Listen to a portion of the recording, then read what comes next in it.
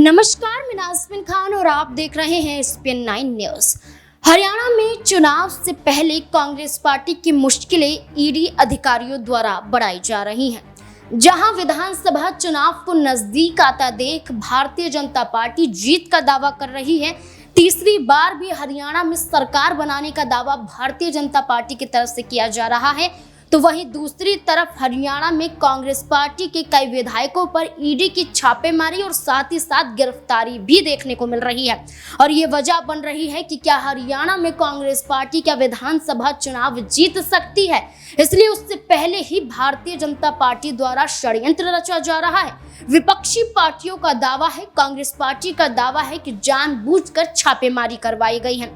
इस छापेमारी में जहां लोकसभा चुनाव के मद्देनजर देखा जाए तो सिकंदर सिंह यहां कांग्रेस पार्टी के समालखा से विधायक हैं, उन पर ईडी की छापेमारी हुई और ईडी की छापेमारी के तहत गिरफ्तारी भी देखने को मिली।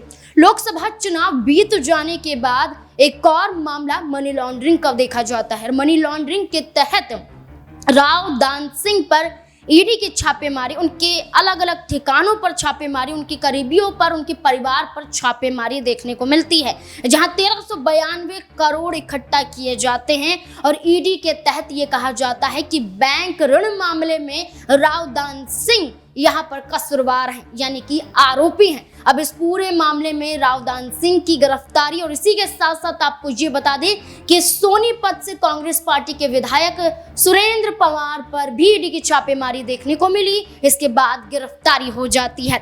वहीं दूसरी तरफ भूपेंद्र सिंह हुड्डा, जो हरियाणा में नेता प्रतिपक्ष की भूमिका निभाते हैं, हरियाणा के पूर्व मुख्यमंत्री हैं, अनेसर जमीन घोटाले को लेकर ईडी की चार्जशीट में भूपेंद्र सिंह हुड्डा का नाम है। साथ ही साथ 34 और व्यक्तियों का नाम शामिल है और इसी कड़ी में देखा जाए तो रावदान सिंह का नाम भी शामिल है। और ये कहा जा रहा है कि भूपेंद्र सिंह हुड्डा पर भी ईडी का शिकंजा जल्द कसता हुआ नजर आएगा और इसके तहत हुड्डा भी सलाखों के पीछे पहुंच सकते हैं। इस बीच में जो लगातार विधायकों पर कार्यवाही ईडी अधिकारियों की देखने को मिल रही है, इस पर जब तो शाम से कांग्रेस पार्टी की विधायिका किरण चौधरी से ये सवाल पूछा जाता है तो किरण चौधरी कहती हैं कि कांग्रेस पार्टी में ही भ्रष्टाचार है और कांग्रेस पार्टी का भ्रष्टाचार अब धीरे धीरे निकल रहा है। भूपेंद्र सिंह हुड्डा के नेतृत्व में ये विधायक पनाह लेकर बैठे हुए थे, लेकिन अब भारतीय जनता पार्टी इन तमाम घोटालेबाजों को बाहर निकालेगी, सलाखों के